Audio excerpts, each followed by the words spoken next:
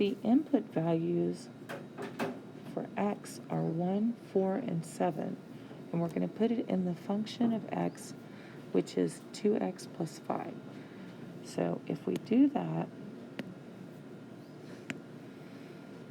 we get 2 times 1 plus 5 equals 7. 2 times 4 plus 5 equals 13. And 2 times 7 plus 5 equals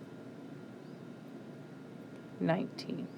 So our answers are 7, 13, and 19.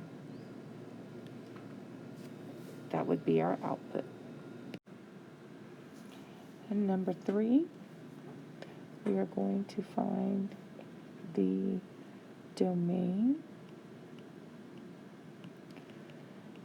So we are going to have x such that, and if you move over, it's going to be negative 2, which will be less than or equal to x, which will be less than or equal to 5, 6, 7.